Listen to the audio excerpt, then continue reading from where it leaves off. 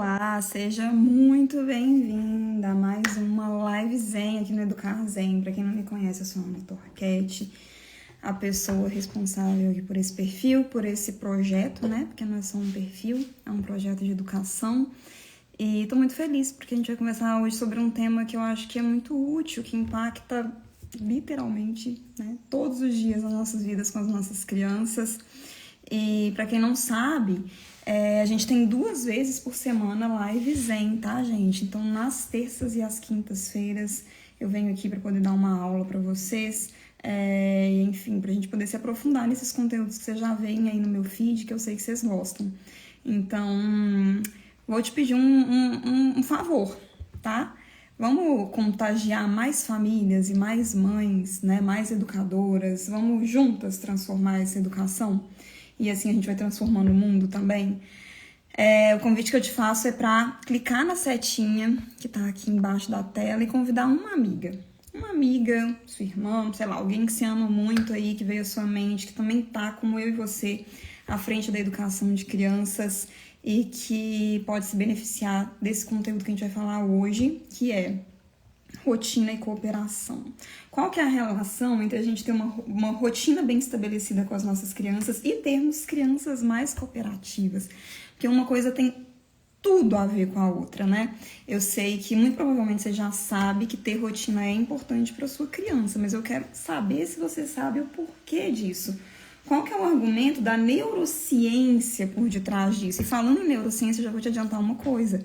O cérebro ama informação, tá? O nosso cérebro, ele fica muito mais tranquilo e relaxado quando ele está bem informado. E é por isso que ter informação de qualidade, baseada em estudo científico, vai te ajudar a maternar sem estourar, a maternar com mais calma ou a educar, né, de maneira mais leve, mais gentil. Então, vamos lá? Vamos conversar sobre esse tema? Enquanto eu vou conversando aqui com vocês, vocês também vão conversando comigo, combinado? Vocês vão mandando aqui perguntas, eu vou lendo aqui na medida do possível, e a gente vai conversando. Mas, como eu ia falando com vocês, bom dia, Ruio, bom dia. Gente, como eu ia falando aqui com vocês, né, informação é tudo, é muito importante, né, para as nossas vidas, é libertador, a verdade liberta, então a informação baseada em verdade, ela é libertadora. E não por, né, assim, é exatamente por isso, na verdade, gente, é cada coisa que aparece nessas lives, né, meu Deus do céu. Se vocês puderem denunciar aí as pessoas que ficam falando bobeira, eu agradeço, tá? Assim eu não me desconcentro. E voltando aqui, então, ao que realmente importa, que é esse conteúdo da nossa live de hoje, né? Informação, gente, é libertador, né? Informação de qualidade, com embasamento científico, é libertadora, nos ajuda a, de fato, enfim, sairmos de prisões de ignorância. E é por isso, né, exatamente por isso, que quando eu descrevi os 10 mandamentos da Mãe Mindful, que obviamente, né, não são 10 verdades absolutas nem nada, quem sou eu? Mas são 10 diretrizes que me ajudam a me organizar nesse método que eu criei, que é o método Educar Zen, que é um método que ajuda mães e outras educadoras, profissionais da infância, os pais também, tá, pais? Vocês são muito bem-vindos aqui nesse canal também. Eu me direciono para mães e outras educadoras porque eu sou uma mulher, porque essa que é a realidade que eu conheço, né? A realidade de estar nesse lugar social. Mas vocês também são muito bem-vindos. Enfim, quando eu descrevo, né, esse recurso de educação, que é o método Educar Zen, eu achei que seria interessante eu trazer também as diretrizes, os hábitos, né, o que caracteriza essa mãe, ou essa educadora, ou esse pai, enfim, essa pessoa aí à frente de crianças, da educação de crianças, que está comprometida a ser menos reativa, que está comprometida a ser mais mindful, que está comprometida a educar com mais gentileza e assertividade. Então eu descrevi os 10 mandamentos da Mãe Mindful, né, e um desses mandamentos, se não me engano, é o segundo ou terceiro, uma coisa assim, tá? Ou segundo ou terceiro é exatamente ter conhecimento sobre como se desenvolvem as crianças. Não basta a gente ter boa intenção. a gente precisa saber como uma criança funciona.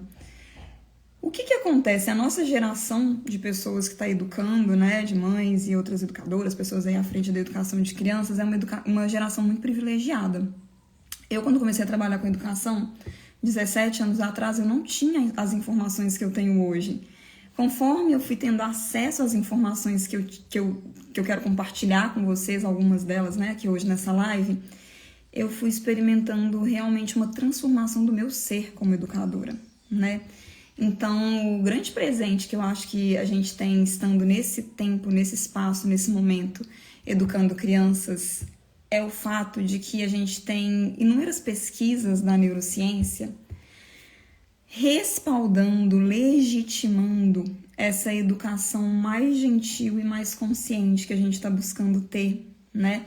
Então, na última década, eu falei para vocês que eu comecei a educar quando eu tinha ali por volta de 18, 19 anos, então 17 anos atrás, e eu não tinha acesso a esses conhecimentos que nessa última década foram, né, foram sendo descobertos, digamos assim, sobre como que o cérebro da criança funciona. E é por isso que no MESEN, né, no meu treinamento pago, a gente tem como um dos pilares fundamentadores ali daquele percurso o GPS do cérebro da criança.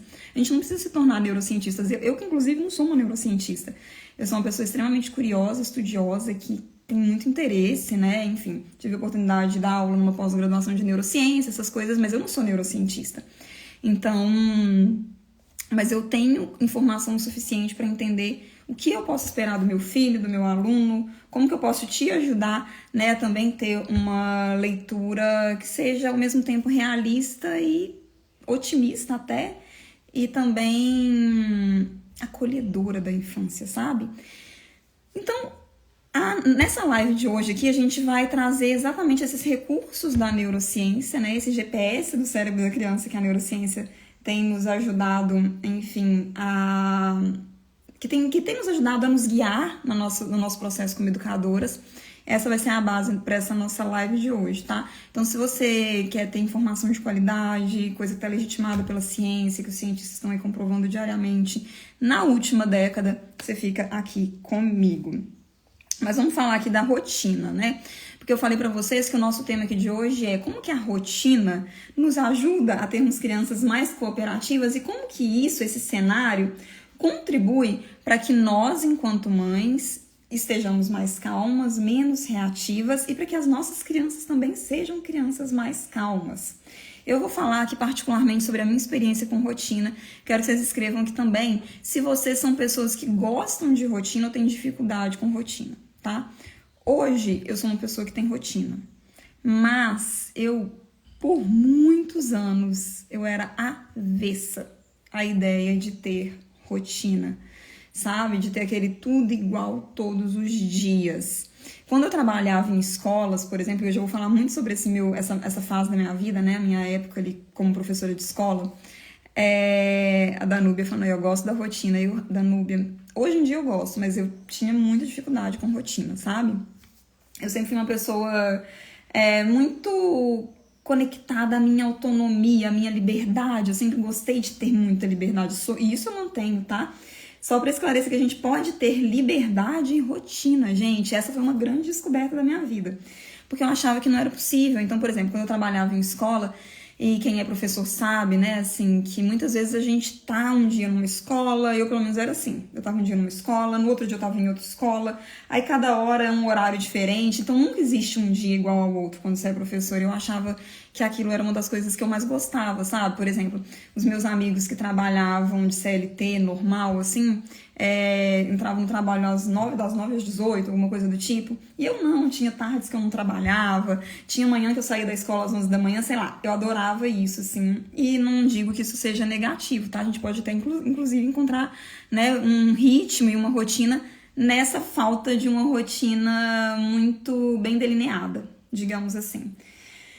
Mas é isso, assim, eu como educadora, né, eu já contei pra vocês aqui que eu sempre tive essa mentalidade da educação, desde criança eu sempre gostei de entender como que o ser humano se constrói por meio do educar, isso é meu, assim, uma coisa, mesmo realmente, assim, desde que eu me entendo por gente, das minhas primeiras lembranças de mim mesma, assim, eu trago isso comigo.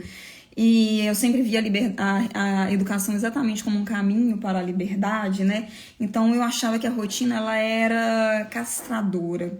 Eu achava que ela não combinava com a perspectiva de educação que eu tinha e tenho. Só que hoje eu tenho essa mesma perspectiva de uma forma muito mais lapidada, como eu falei, com muito mais informação, né? E eu achava, então, que, assim, a rotina estava associada a regras, a submissão, a obediência, que são coisas que eu truco quando a gente fala de educação. Ana, você truca obediência, truco obediência, gente. Eu sou uma pessoa que acha que a obediência não é o melhor caminho pra gente poder se relacionar com as nossas crianças. É por isso que o nome dessa live, né, a palavra que tá aí em destaque junto com rotina é cooperação e não obediência. Porque são coisas muito diferentes, né? E que realmente o produto disso, essa criança que se educa por meio da cooperação e da obediência são muito diferentes também. Então, assim, eu tinha essa aversão à rotina e, como eu era professora, sabe o que acontecia? Eu não tinha muita ordem, né, gente? Então, assim, a minha sala de aula ela era um caos. E aí você, que talvez que esteja me ouvindo aqui, né, imagino que a maioria aqui sejam mães, não sejam educadoras, talvez você perceba também que na falta de rotina, na falta de uma cadência de acontecimentos previsíveis, né, de saber o que vem agora, depois, mais ou menos que horas que eu tenho que estar fazendo isso, provavelmente fica aí meio confuso também o seu dia a dia. Eu acho que a maioria das mães, né, a maternidade foi um outro aspecto que me convidou, assim, é um convite irrecusável praticamente para poder ter mais rotina, porque principalmente o bebê pequeno, né, ele precisa disso, assim, a gente vê que se a gente não estiver atenta ali, se não tiver horário para soneca, se não tiver o horário certinho pra gente, se a gente não tiver com essa conexão de perceber o momento de dar uma má, sei lá, isso tudo fica muito caótico, não fica legal, né? E aí, o que aconteceu, gente? Antes de eu falar pra vocês, que eu vou contar essa historinha aqui sobre a Ana, educadora de, sei lá, acho que uns 13 anos atrás, tá? Isso aqui esse cenário, assim, de mais ou menos uns 13 anos atrás. Antes disso, deixa eu só ler aqui a Tabata. Eu nunca tive rotina, não sei nem por onde começar. Tenho grande dificuldade de cumprir os horários e compromissos. Tabata, a rotina é algo... Assim, eu vou falar um pouquinho mais sobre isso, tá? Aguenta aí, só pra não colocar o carro na frente dos bois, mas a gente vai chegar aí. E falando aqui sobre a sala de aula, então, né, gente? Então, a minha sala de aula ela era caótica. E aí, uma coordenadora, né, ela me falou assim, Ana... Ela era caótica porque ela não tinha uma rotina. E eu tentava ganhar essa obediência dos meus alunos no quê? No gogó, no grito. Eu era uma professora bem reativa. E aí, o que aconteceu? Um dia, uma coordenadora, provavelmente, tá? Não tenho certeza, mas eu acho que foi. Ela sugeriu que eu colocasse no quadro, assim que eu chegasse, todos os dias, tudo o que ia acontecer naquela aula. Então, assim, ó, primeiro, bom dia, né? Depois, cadernos na mesa.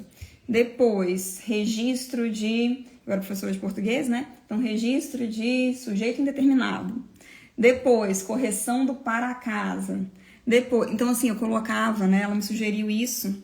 E aí, como ela era minha chefe, eu decidi acatar. Não gostei muito da ideia, não. Mas falei, vou fazer, né? Acho que ela vai meio que me vigiar. Essas escolas particulares aí, elas têm muito disso. Assim, o coordenador fica me te vigiando. E aí, eu comecei a fazer. E aí, eu comecei a seguir aquilo. E aí eu comecei a ver que realmente dava resultado, né? Eu comecei a ver que quando os alunos, eles sabiam a ordem dos acontecimentos, quando tinha ali uma previsibilidade, que a coisa fluía melhor. Que eles ficavam mais cooperativos, né? Eu não precisava ficar lá, cadernos em cima da mesa! Sabe? Eu não precisava ficar ali gritando, assim, urrando por um pouquinho de cooperação, de colaboração. Eu não precisava ficar me impondo como quem mandava naquele ambiente ali, porque as coisas já estavam mais delineadas. Não é que não tinha nenhum desgaste, não é que todo mundo cooperava perfeitamente. Se fosse assim, seria fácil, né, educar as nossas crianças. As coisas não são tão matemáticas assim. Tem esse fator humano aí da individualidade de cada um, do humor, né, da imaturidade das nossas crianças, imaturidade neurológica, às vezes do cansaço. Então, assim, isso costumava acontecer de uma maneira mais fluida no primeiro horário, melhor do que no último horário, quando os meninos já estavam super exaustos, e eu também.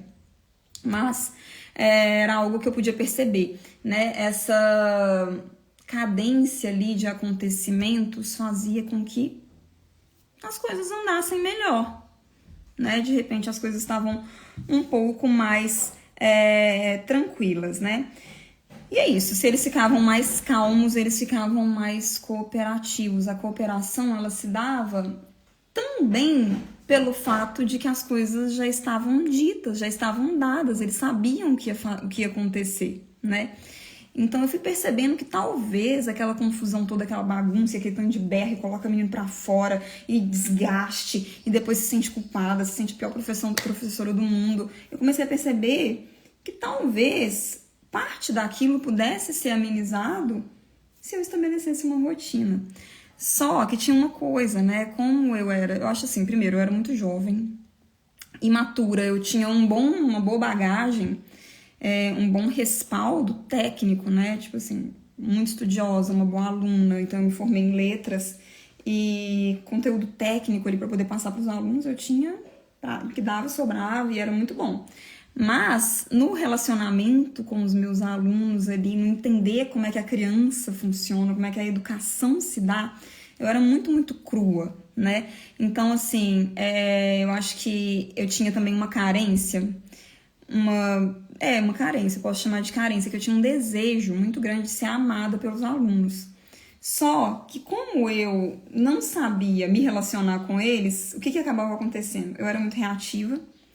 E aí, depois de ser muito reativa, né, um dia que eu estourava com uma sala de aula e tal, xingava os meninos e deixava na hora do recreio, você quer ganhar um inimigo em forma de criança, é colocar aquela criança de castigo na hora do recreio. Gente, castigo não funciona. Você só ganha ali aversão à sua pessoa quando você usa esse recurso para educar. E eu experimentei tudo isso, assim, muito fortemente na minha pele, com muitas e muitas crianças dentro das salas de aulas, né, em que eu fui professora ao longo dos anos aí, dos primeiros anos, né, dos bons primeiros, da primeira década, da minha primeira década e até um pouco mais como educadora. O que eu fazia? Vê se você se reconhece. Quem se reconhecer nisso daí vai me falar, que vai falar assim, Ana, aqui também acontece, tá bom? Eu era 8 ou 80. O que isso significa? Ou eu tava gritando, botando de castigo, xingando, perdendo paciência, chamando o menino de chato na frente de todo mundo, humilhando, debochando, fazia tudo isso, tá? Ou eu tava tentando contornar o fato de que eu tinha feito tudo isso e sendo super permissiva, né? Então, assim, deixando os meninos... Uma aula era eu acabando com a raça deles e a outra aula era eles acabando com a minha raça, porque depois de tanta culpa que eu sentia, né? Desse medo de não ser amada, de não ser aceita, eu via de fato que o único recurso que eu teria para poder amenizar aquela situação ali era deixar que eles fizessem o que eles quisessem, sabe? Então, nessa ânsia por ser amada pelos meus alunos, eu deixava que uma verdadeira bagunça se instalava, né? Então, eu tava ali sempre entre a professora reativa e a professora permissiva. Então, me contem aqui, eu até vi a Jéssica falando que eu não precisa nem terminar. E vocês, gente, me contem aqui, isso aí acontece com vocês? Vocês percebem que às vezes vocês ficam oscilando entre a reatividade e a permissividade e o caos acontecendo? Vocês percebem que quando, né, você não dá previsibilidade para sua criança, quando essa criança ela não está se sentindo segura, quando essa criança ela não tem um ritmo das coisas que vão acontecer, isso tende a acontecer de uma forma mais intensa? Eu quero que você entenda o seguinte, né? Muitas pessoas acham que existem duas formas da gente educar as nossas crianças. Ou a gente é permissivo, ou a gente é rígido. Quando a gente escolhe a rigidez, que é um tipo de educação que ainda está muito em voga, tem muitas pessoas assim educando dessa forma ainda, mas eu acho que muitos de nós vai se lembrar dos nossos pais, né, antigamente aí nos educando dessa forma. Então, é uma educação que está buscando ali limites, né? Quer deixar limites bem claros, a hierarquia bem clara, a firmeza, a ordem, a disciplina, a rigidez, ela busca esses resultados. Mas o que ela colhe? Porque a mãe que é muito rígida, a professora que é muito rígida, ela acaba sendo também muito o quê? Reativa, né? Então, o que ela acaba colhendo? Ela acaba colhendo culpa, ela acaba colhendo vergonha, né? Vergonha de dois lados. A vergonha que ela sente dela mesma, que tem relação aí com a culpa, pela incapacidade, né, de lidar de maneira mais gentil com aquela criança. E a vergonha a que ela expõe aquela criança também, quando, por exemplo, no meu caso, eu debochava de um aluno em sala de aula, eu estourava, eu gritava com um menino em sala de aula, sabe? Agora, quando a gente vai para esse outro tipo de educação, que também tá bem na moda hoje em dia, né, e que algumas pessoas acham que é sobre isso que eu falo aqui, que é isso que eu tô sugerindo. Gente, pelo amor de Deus, educar por meio do mindfulness não tem nada a ver, quero deixar isso bem claro aqui, com ser permissiva, né? Mas existe esse outro extremo, falei aqui do 8 e do 80, né? Então, esse outro extremo aí da educação que também não gera bons resultados é a permissividade. Geralmente, quando a gente está sendo permissiva, eu me lembro muito bem de mim mesma, muito mais jovem, muito mais imatura, muito menos preparada para educar, né? Quando eu estava lá nas escolas, como eu tô contando aqui para você, sendo permissiva, porque depois de ser reativa, eu ficava desesperada para garantir o afeto dos meus alunos, para a aprovação deles, né? Então, geralmente, a permissividade, ela tem relação com isso, né? Ela tem relação também com a Ana, educadora lá de 10 anos e tantos e 15 anos atrás, que acreditava que educar devia ser um caminho para a liberdade, mas que percebia que não conseguia fazer isso quando estava sendo reativa, né? Então, a gente acaba colhendo o quê? Bagunça, falta de respeito, falta de limites, quando a gente é permissivo, né? A gente perde a nossa liderança e isso também não é positivo. Então, existem alguns recursos que vão ajudar a gente, né, a ir no caminho do meio.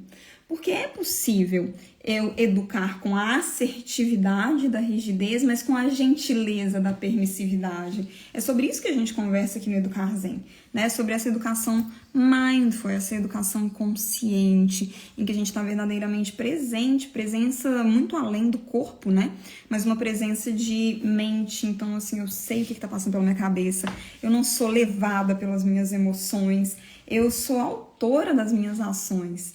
E é isso que eu quero sugerir aqui hoje pra vocês. Mas antes, deixa eu só ver aqui algumas coisas que vocês escreveram aqui, ó. A Mel falando que se sente culpada por muitas vezes ser reativa, né? Mel, costumo dizer que a reatividade, ela é a culpa da mãe contra ela mesma. Desculpa, a culpa... Vamos refazer, gente, a frase. Ficou sem sentido. Mel, eu costumo dizer que a culpa é a reatividade da mãe contra ela mesma, porque... A gente fica muito reativa com a gente quando a gente tá sentindo culpa, não é? A gente se sente a pior pessoa do mundo, a pior mãe do mundo, a gente acha que o nosso filho deu azar de ter nascido nosso filho, a gente acha que eu tô fazendo com a vida dessa criança. Então é isso, né? Aqui a Emily falando, sou assim, 8 ou 80. Acontece muito, Emily, né? A maioria das mães que tem esse viés aí da rigidez, antigamente, né? Os pais, mães eram muito rígidos. Hoje em dia, quem tem esse viés aí da rigidez costuma trazer consigo exatamente porque já entende, porque viveu uma educação rígida que não deu bons frutos. Então, costuma tentar contornar a situação e faz isso sendo permissiva. E se a gente pudesse ser as duas coisas, né? Não rígida e não permissiva, mas mindful, pegando o que tem de bom nesses dois estilos parentais, porque existe coisas boas em todos eles, né? Então, a gente aprender a ser mais assertiva e também mais gentil o tempo todo, ou na maior parte do tempo. Essa que é a minha sugestão, né? A Jéssica falou, hoje não, mas já passei por esse estágio. Muito bem, Jéssica. A Tabata, meus pais não tinham rotina e eram permissivos, sou igual. Só quiseram colocar limites depois que eu já tinha 8, 9 anos. É complicado, né? Então, é isso, assim, a gente pode, né? No caso, Jéssica, pra quem tá falando aí, Ana, eu não tenho rotina, não consigo ter. Gente, Deixa eu contar uma coisa, então. Agora vamos para a parte da neurociência, que é a minha parte preferida. É interessante a gente entender qual que é a nossa tendência. Nós somos animais, tá? Como animais, a gente tem as nossas individualidades, óbvio, né? Nós somos animais bem complexos enquanto seres humanos, mas tem uma coisa que é interessante sobre o ser humano, que ele continua sendo um bicho. E bichos, né? Existe um tipo de comportamento que a gente espera para cada espécie. Então agora a gente vai falar do cérebro humano. O cérebro humano vem sendo estudado e esses estudos nos contam coisas sobre esse cérebro. Por que acho que foi para a Jéssica, né? E para outras de vocês que estão comentando aqui, parece uma coisa tão esquisita, assim, é desconfortável não ter uma rotina. Eu, por exemplo, quando eu falo para vocês assim, eu adorava não ter uma rotina fixa todos os dias, mas é óbvio que eu tinha uma rotina todas as segundas-feiras, às 7, 10 da manhã, eu tava naquela sala de aula ali. Né? Eu sabia, eu tinha um horáriozinho lá. Eu abria todos os dias meu horário, que era aquele horário de professor, né? Que cada dia tem, enfim, não tem nada muito igual, mas tem tudo igual todas as semanas.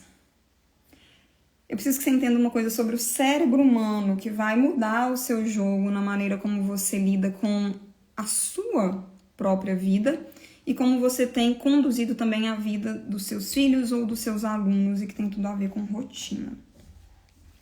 A neurociência já comprovou pra gente que o cérebro humano, ele é apaixonado por previsibilidade. Quando a gente pensa na nossa evolução como espécie, a gente entende que o nosso cérebro, ele criou esse mecanismo que eu gosto de chamar até de bola de cristal. Então, a gente é a única espécie que tem essa capacidade de meio que prever o futuro, né? A gente consegue fazer planos. Eu consigo saber que amanhã, por exemplo, eu vou mudar de casa. Isso vai realmente acontecer. Então, amanhã eu vou mudar de casa. Eu consigo saber que no dia, que em meados de maio, eu vou voltar para Belo Horizonte. Estou passando uma temporada aqui na Bahia. O nosso cérebro, ele gosta de previsibilidade. A gente gosta de fazer planos. Isso faz com que a gente fique naturalmente mais calmas. Na mesma medida, quando o nosso cérebro ele está exposto a muitas incertezas, esse cérebro ele tende a ficar mais reativo. Por quê? Porque ele vai ficar mais estressado. Né? Ao longo da nossa história, tudo que não estava dentro do previsto, ao longo da nossa história, sim. Pensa lá nos nossos antepassados primatas, tá? Quando o nosso cérebro se desenvolveu, e óbvio que ele está ainda se desenvolvendo e evoluindo, mas muito do cérebro que a gente tem hoje, né, a gente traz características, traços marcantes, assim, da nossa dinâmica como seres humanos dessa época. Então, os nossos antepassados primatas, tudo que não era, tudo que fugia do previsto era ameaçador. Então, até estava essa semana passada gravando um áudio para minhas alunas, né? Que a gente está fazendo um desafio, que são 11 dias de práticas de meditação e outros recursos para a mãe desestressada. Então, vários recursos super profundos, maravilhosos. Está sendo muito legal para a gente ficar menos estressada. E aí, o que aconteceu? Eu até comentei em um desses áudios que eu gravei para elas, pedi para elas pensarem na seguinte situação. Pensa que você está na caverna, tá? Você é um dos nossos antepassados primatas, você está na caverna. E aí, você escuta um barulho lá fora. Um barulho suspeito, um barulho esquisito. Você não sabe o que é, né? Você não sabe se foi uma das pessoas, né, um dos componentes ali do grupo que saiu para fazer suas necessidades. Você não sabe se é o tigre, nem sabe que tá chegando para poder comer todos os seus filhotes. Essa incerteza, o que ela gera? Uma descarga de adrenalina e cortisol, que é basicamente o estresse, né? Nesse caso aqui, esse estresse ele é muito bem-vindo, porque talvez realmente aquilo ali fosse um perigo iminente, né? E esse estresse vai fazer com que essa pessoa ali, aquele ser humano em formação, ele estivesse em estado de alerta. Ou ele vai se preparar para lutar, para poder cuidar dos filhotes, ou ele vai preparar para fugir. É luta ou fuga? Então, o que eu quero dizer para vocês? Ambientes incertos, porque a vida ela já é um grande balde de incertezas na nossa cabeça todos os dias, né? E quando a gente, ainda por cima, a gente não tem nenhuma rotina, a gente não tem uma previsibilidade do que vai acontecer no nosso dia, a gente vai tender a ser mais estressado, a gente vai tender, né, a estar ali, porque a gente traz isso dos nossos antepassados primatas, então a gente vai tender a estar aí nesse modo luta ou fuga. Quero saber se vocês estão conseguindo entender o porquê de a rotina ser tão importante. O nosso cérebro, ele gosta de informação. O nosso cérebro, ele gosta de previsibilidade. E eu tô te contando isso porque a informação é tudo, muda a nossa mentalidade. Eu poderia simplesmente vir aqui e te falar assim, rotina é bom para criança. Vamos lá, como é que você constrói uma rotina para sua criança? Eu sei que tem muitos conteúdos sobre isso aqui. No Instagram, inclusive, que são bons conteúdos, mas eu acho que às vezes falta a gente explicar para vocês por que é tão importante você ter uma rotina. Você começar com uma rotina e você também criar uma rotina para suas crianças. Vamos voltar lá na minha sala de aula, gente? Quando, né, eu vivia naquele caos em que hora eu tava estourando com os meninos, hora eu tava tipo, não, tá, faz aí o que você quiser para poder ser amada, sabe? Que eu contei para vocês. E aí eu comecei a colocar todos os dias, né? Isso também se tornou uma rotina, colocar todos os dias o que ia acontecer naquela aula. E aquilo gerou... Os ânimos se acalmaram. De repente eu estava precisando gritar menos para conseguir a cooperação dos meus alunos. É porque isso não é consciente, é inconsciente, faz parte da nossa estrutura neurológica.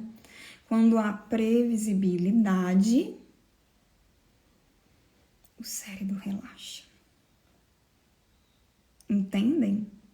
Então é muito importante a gente entender isso, né? Que a criança que está sendo criada em um ambiente com previsibilidade, com segurança, ela é uma criança mais calma. Se ela é uma criança mais calma, ela vai ser uma criança mais cooperativa. Falei pra vocês que amanhã eu vou mudar de casa, né? Deixa eu só ver aqui rapidinho o que vocês andaram falando. Aqui, ó, a Jéssica falando, só funciona na base da rotina. No dia que eu fujo da rotina, eu fico perdida. Deixa eu, antes de eu falar o que eu ia falar agora, deixa eu até abrir um parêntese sobre isso, Jéssica. Porque olha só, é muito legal, é muito importante, como eu falei aqui pra vocês agora, a gente ter rotina. Só que é interessante também a gente ter uma rotina flexível, principalmente com criança. Né? A rotina que a gente tá falando aqui não é uma rotina assim, ó, tá escrito em pedra, hein? 9 horas da noite, você tem que estar fazendo não sei o quê. 7 horas da manhã, todo mundo acordar de pé, igual robô. A gente não é robô, a gente é um organismo vivo. Então, algumas vezes, eu entendo, principalmente depois que eu me tornei uma instrutora de Mindfulness, que eu trouxe o Mindfulness pra minha vida, ficou muito claro pra mim que tão importante quanto ter rotina é a gente se permitir sair da rotina. Porque na hora que a gente sai da rotina, existem várias maneiras da gente fazer isso de uma forma que seja segura pro nosso cérebro, que não gere essa ansiedade, esse estresse. A gente cria novas conexões no nosso cérebro, né? A gente faz o nosso cérebro aprender novas coisas. Quer ver um exemplo?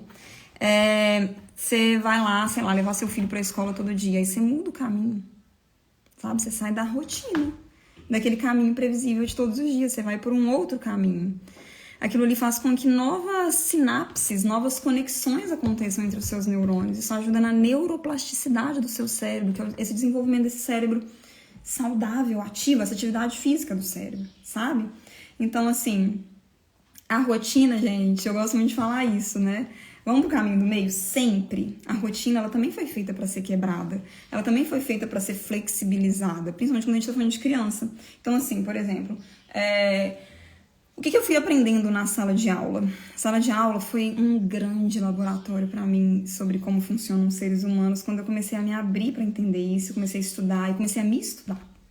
Porque esse estudo ele sempre começa na gente, né? Somos nós esse espelho para as nossas crianças e mais do que isso, assim, a gente não ensina o que a gente não é, mais do que o que a gente sabe, o que a gente ensina é o que a gente é. Então, o que a sala de aula foi me mostrando? Porque, gente, é difícil demais ser mãe. Eu concordo. É uma das coisas mais difíceis que eu já fiz na minha vida. É muito bom, muito gostoso, mas é muito difícil. Só que ser professora, meus queridos, também não é fácil, tá? Imagina que você tem ali 30 crianças, cada uma com um contexto, uma família, todas juntas, em um ambiente que não foi feito para a infância, porque a sala de aula ela é incompatível com a infância. Você colocar crianças sentadas em fila por horas, aprendendo coisas abstratas, é incompatível com a infância. Então, assim, professores são... Nossa Senhora, eu fui uma professora de escola por muitos anos e eu tenho um respeito eterno pelos meus colegas professores e admiração também. E, enfim, o que eu tô querendo dizer é, imagina, né? Você tá ali e tal, aí você vai e decide que a rotina vai ser rígida. Não dá pra... Não, a hora do banheiro é hora do recreio. Mas o menino, ele é uma máquina. Às vezes a criança, ela tá, sei lá, muito apertada, às vezes ela tá passando mal, às vezes simplesmente é cruel você deixar uma pessoa apertada para ir pro banheiro, né? Então, assim, a gente ter essa noção de que flexibilizar vai trazer também leveza para esse processo, sabe? A assertividade é a rotina, a gentileza é a gente também se propor a flexibilizar. Me digam se isso tá fazendo sentido para vocês, gente. Porque pra mim faz muito, muito, muito. A Taba tá falando aqui, nossa, faz sentido. Luta como reatividade, fuga como permissividade. Também, isso mesmo. Valdeane, a minha realidade, tô vivendo um estresse diário. Então, minha amiga, se apega a essas informações que eu tô te trazendo aqui hoje e 10 minutos de meditação, tá, gente? Desse aí não dá pra fugir, pra poder a gente amenizar a bagunça dentro da gente em primeiro lugar, né? A Cris, acabei de perceber que isso se encaixa pra mim. Adulta, mãe, teoricamente estável.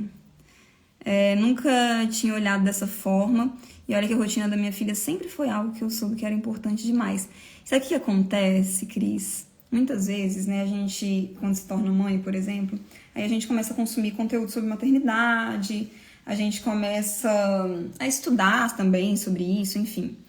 E a gente recebe essa informação de que rotina é importante para as crianças. E aí a gente tenta estabelecer uma rotina para os nossos filhos. Quando a gente estabelece uma rotina para os nossos filhos, imediatamente a gente também entra nessa rotina, né? Principalmente se somos nós as principais cuidadoras. Mas a gente esquece, na maioria das vezes, de entender que existe uma necessidade de a gente ter uma rotina também. Para além da rotina dos nossos filhos, não é só a hora que o menino vai comer, a hora do banho, a hora da rotina da noite da criança. Sou eu, qual que é a minha hora inegociável do meu autocuidado, né? Qual que é a hora que eu vou me permitir ficar no Instagram? Sabe qual que é a minha rotina? Quem sou eu? Eu também sou um animal, os seres humanos são animais de hábitos. A gente precisa de hábitos. Nosso cérebro é um cérebro extremamente aberto, ele quer ter hábitos, exatamente porque os hábitos, eles, né, nos colocam na rotina, que nos colocam nesse processo aí de previsibilidade. Só que a gente tem muitos hábitos inconscientes, que geralmente não são hábitos muito bons pra gente. E se a gente hackeasse esse cérebro para ficar com hábitos mais positivos? Aí, gente, para falar sobre isso, porque não é o conteúdo da live de hoje, eu ia ter que fazer outra live. Inclusive, eu dei uma aula sobre a neurociência dos hábitos para as minhas alunas nas últimas 2 semanas na mentoria do Mezen, que, meu Deus, muito legal, muita informação que, assim, sabe, vira a chave. Então, depois vocês me contam, eu posso trazer de repente uma live sobre esse assunto para vocês. Como que a gente cria isso, como que a gente cria essas rotinas, como que a gente cria esses hábitos, tá bom? Me falem se vocês querem. E continuando aqui, então, né, que eu tava falando aqui para vocês, sobre essa importância, né, de ter a rotina, mas de não ser uma rotina rígida, porque a rigidez, ela nos impede de sermos o que a gente é, que é o quê? O que a gente é? Humana? Bicho? A gente é um ser orgânico, eu não sou um pedaço de concreto, né? Então é importante a gente ter essa flexibilidade na rotina também. Aí, ó, vocês falam então, a Jéssica, Tabata falando que querem. Beleza, a gente vai colocar então no nosso Samantha falando que quer. Beleza, gente, sem problemas, eu faço com o maior prazer, assim, eu tô com esse material pronto da aula, vou dar uma adaptada porque ele é um material mais longo, e aí a gente traz aqui pra live pra vocês também, tá bom? Bom, como eu tava falando pra vocês, então, né, eu tava falando que a rotina, por ela gerar previsibilidade, ela deixa a criança mais calma, e essa criança mais calma, ela vai tender a ser mais cooperativa, naturalmente mais cooperativa, porque ela sabe, né? O que acontece, uma coisa depois da outra. Então, assim, ela não luta contra aquilo porque tá previsível, tá dentro da previsibilidade. Aquilo faz com que ela fique mais relaxada.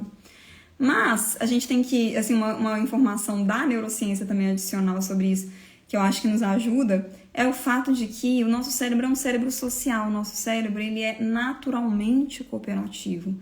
Né? O que a gente quer? O que todos nós queremos, todos nós precisamos? A gente gosta de ajudar e receber ajuda e a gente gosta de pertencer. Então, quando a gente traz a rotina como uma ferramenta para estabelecer, né, a previsibilidade e estabelecer, então, um ambiente mais propício à cooperação, essa cooperação ela acontece de uma forma muito mais fluida. Você sabe aquele negócio de falar 1000 vezes a mesma coisa com o seu filho? Sabe? Eu posso te garantir que estabelecendo uma rotina isso não vai acontecer mais? Não posso te garantir, até porque educar é sobre repetir. A gente precisa ter essa clareza também, sem idealizar nada, tá, gente? É um longo processo. Se fosse simples, se fosse fácil, a humanidade seria diferente, né? A gente não teria tantas pessoas com tantas questões como a gente tem. A gente não teria tantas mães se sentindo tão perdidas. A gente não teria nem profissionais como eu, que estão aqui te ajudando, né, a encontrar os caminhos mais saudáveis para você atuar aí na educação da sua criança. Então, assim, são muitas coisas, né, que a neurociência tem trazido pra gente como perspectivas que nos ajudam a entender o que é educar. Então, assim, talvez você vai continuar repetindo algumas vezes, mas a tendência é que isso diminua por causa da previsibilidade. Muitos dos estresses que você sofre aí no seu dia a dia com a sua criança podem ser, sim, amenizados por meio de uma rotina bem estabelecida, né? Essa criança ela vai tender a ficar mais cooperativa porque é a natureza dela. Ela é um ser humano, ela tem um cérebro social, ela gosta de cooperar, o seu filho gosta de cooperar. O que ele não gosta, provavelmente, é de ser desconsiderado nas decisões sobre o próprio corpo dele, sobre a comida que ele come, sobre qual que é a atividade que ele vai fazer. Quando a gente tá ali nessa posição muito imperativa, e você vai fazer sim, porque eu sou a sua mãe, eu sei o que é o melhor pra você, e a gente desconsidera, e a gente às vezes até fala 1, 2, 3, 4, 5 vezes, a gente tenta colocar ali um diálogo mais gentil, mas a gente acaba... Né, o nosso objetivo final é que a nossa palavra prevaleça. A gente não se propõe a escutar o nosso filho, quando a gente quer só obediência cega. Então, assim, talvez o negócio aí, para algumas famílias, vai ser ajustar a rotina. Outras famílias, outras mães, outras professoras vão precisar ajustar a própria mentalidade. Se você quer obediência cega, você talvez vai conseguir uma criança que vai te obedecer cegamente. Acontece muito.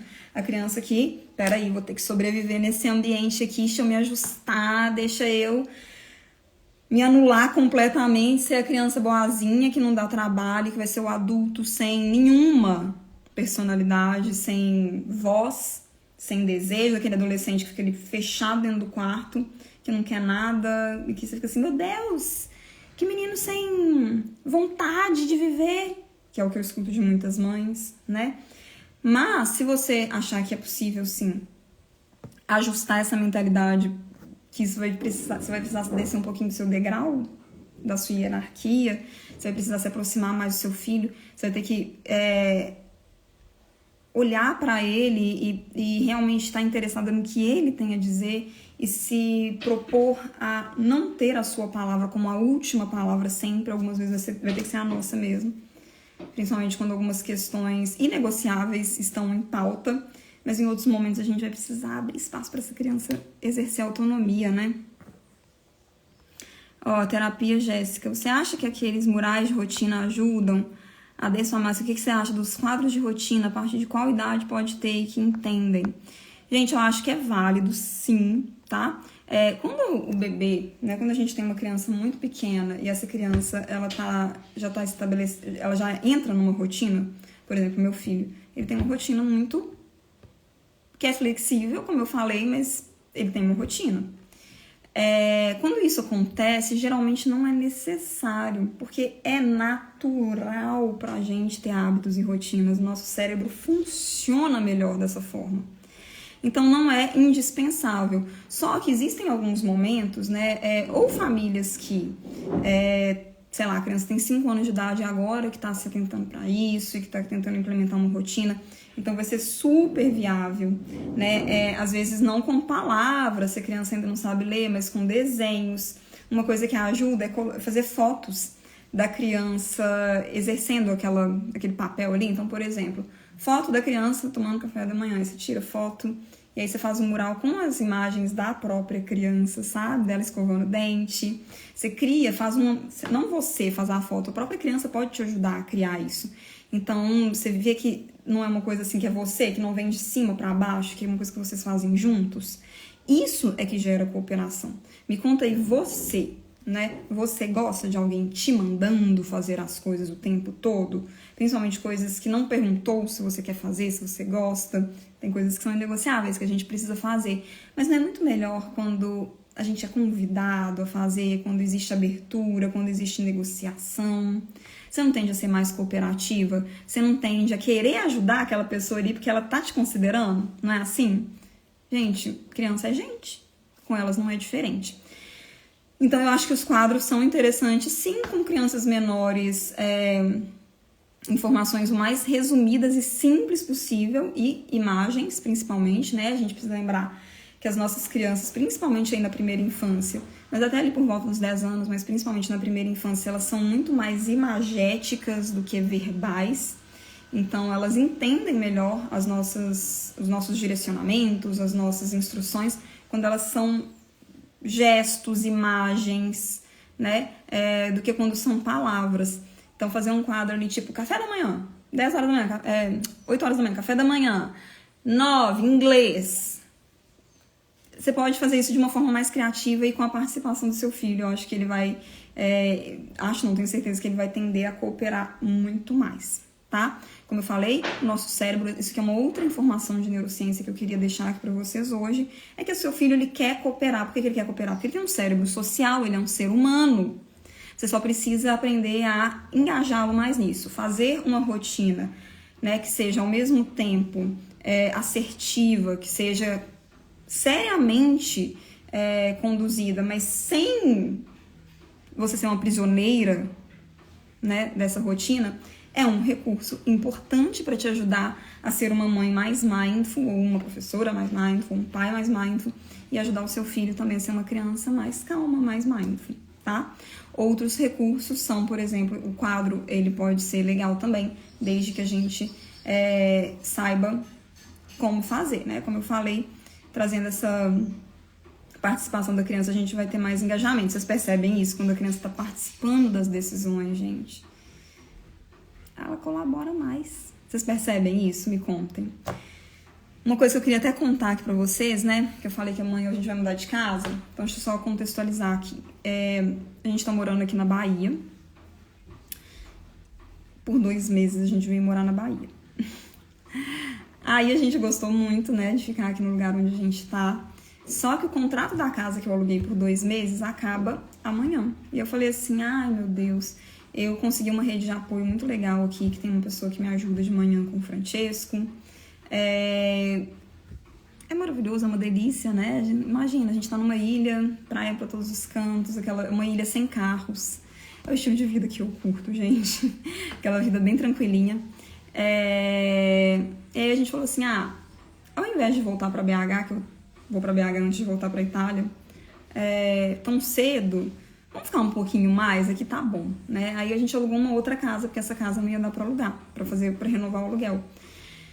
Então eu aluguei mais uma casa por mais uns 20 dias. E aí, eu já tinha levado o Francisco 2 vezes nessa nova casa, já tinha falado, Francisco, ele tem 1 ano e meio, né? Francesco, a gente vai morar aqui, filho, olha só a nossa nova casa. Depois a gente vai deixar a casa que a gente tá e a gente vai vir pra essa casa. Só que isso tem mais ou menos um mês, que foi quando eu decidi fazer isso. Aí ontem, né, como a gente vai amanhã, eu falei assim, bom, então hoje, no caso ontem, e amanhã, no caso hoje, eu vou levar o Francesco na casa nova, para ele já ir, para criar o que é a previsibilidade, para não ser um momento de insegurança para ele, né? A gente precisa comunicar aos nossos filhos sobre as coisas que vão acontecer. Isso é outra coisa que gera muita cooperação.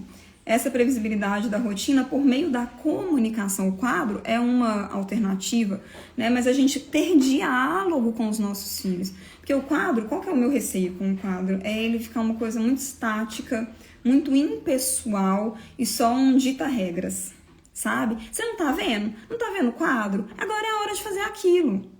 Eu gosto muito mais da conexão do olho no olho, assim. Eu acho que o quadro, se ele é um recurso que a gente está usando junto com essa conexão olho no olho, de considerar aquela criança, de antecipar, porque o que eu estou fazendo com o Francesco é isso, eu estou antecipando, né? Então, assim, para ele não falar assim, gente, que isso, minha vida é uma loucura, né? Eu tenho 1 ano e meio, em quantas casas já morei em tantas casas que nem me lembro mais, sabe? Aquela coisa meio assim. Isso gera instabilidade.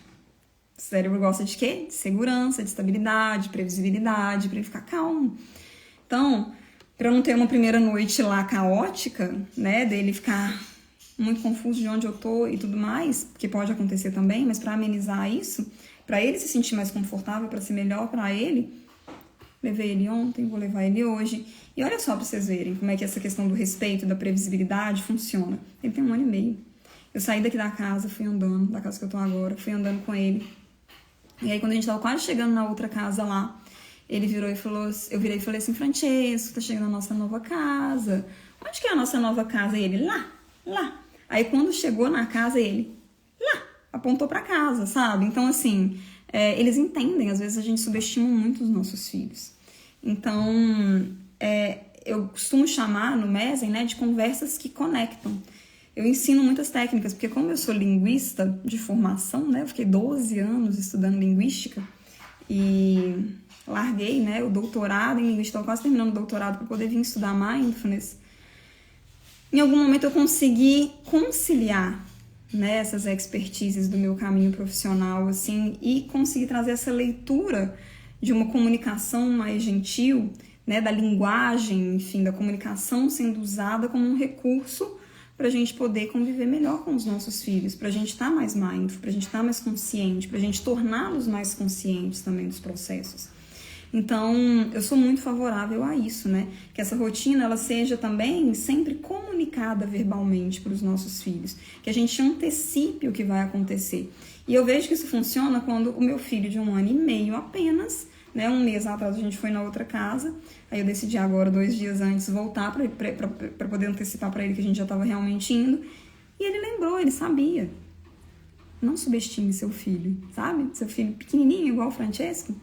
Principalmente se você confiar no que ele é capaz de entender e como ele é capaz de se relacionar com a realidade ao seu redor de forma profunda, você vai ter belas surpresas, assim. É muito lindo. Tá fazendo sentido pra vocês, gente?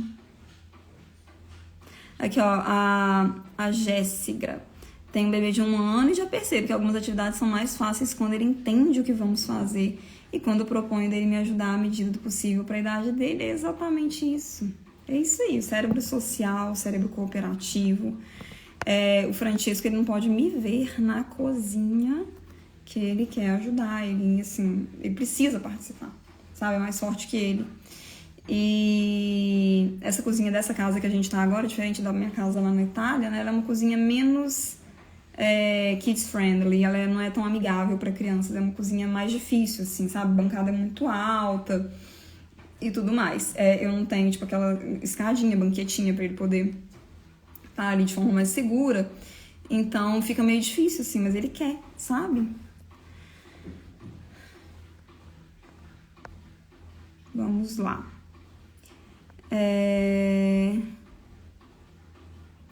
Tô amando muito ouvir você, fico feliz Muito grata, querida. Eu vi uma pergunta aqui que é muito boa, que eu vou responder lá. Gente, olha só, porque o que acontece? Tá dando 1 hora aqui de live e o Instagram fecha a minha live. Não sei porque, se vocês depois souberem me dizer e me ajudar a mudar isso, me contem no meu direct, por favor, tá? Porque sempre que a gente chega aqui no clímax da conversa, ele fecha. Então, o que vai acontecer? Eu vou convidar vocês a irem lá nos meus stories, tá? Hoje, porque eu vou colocar aqui pra vocês alguns recursos de conversas que conectam. Tô falando pra vocês que eu gosto muito de trabalhar a comunicação, né? Então, eu vou colocar alguns recursos de conversas que conectam pra ajudar vocês a terem essa cooperação de forma mais leve, né, dos seus filhos por meio da rotina. E vou responder também uma pergunta muito boa aqui, ó. Quando a criança fica extremamente ansiosa com a previsibilidade, vou responder essa pergunta também. Não vai dar pra responder agora, nem falar isso aqui que eu tinha preparado, nem responder essa pergunta, porque já começou o meu countdown aqui. Daqui a pouquinho o Instagram vai fechar a minha... Vou até tirar um print aqui da pergunta. Ai, pronto. Que é pra eu não esquecer de responder depois, que é muito boa. Mas então eu vou convidar vocês a continuarem essa conversa comigo lá nos stories, tá bom? Que aí eu vou trazer tanto esses recursos, vou responder as perguntas. Se vocês tiverem outras, me mandem também no inbox, no direct, que a gente pode ter esse assunto hoje e amanhã, porque eu tô nesse processo de mudança, assim, então tá meio, sabe, meio caótico aqui, a gente tentando ter um pouquinho de rotina nesse caos que foi estabelecido aqui. E depois cliquem no link, tá? Lá da minha bio, porque eu coloquei uma meditação pra vocês referente à nossa última live. Então tem uma meditação pra vocês no meu YouTube sobre a sua criança interior. Vai lá, porque é uma meditação bem poderosa, bem linda. E é isso, né? Então, ó, vejo vocês nos stories, vão lá no meu YouTube, no meu canal, se inscrevam, façam uma meditação, me contem depois como é que foi a experiência pra vocês. Vou também fazer aí, colocar aqui no meu cronograma de lives, essa live de hábitos, tá bom? Pra gente poder criar hábitos. Enfim, a gente trouxe aqui hoje mais uma reflexão, uma conscientização sobre a importância da rotina. Mas a gente pode trazer uma live também mais prática, né? De como que a gente pode realmente hackear o nosso cérebro pra gente ter hábitos mais saudáveis. Eu fiz essa aula para minhas alunas por causa da questão da dificuldade que muitas delas às vezes têm de implementar a meditação como um hábito. Então posso trazer isso para vocês aqui pra gente poder também pensar nos nossos pequenos, nos nossos filhos. E é isso. Quero agradecer, a gente se vê e encontro vocês então lá nos stories. Beijo, bom dia para todo mundo.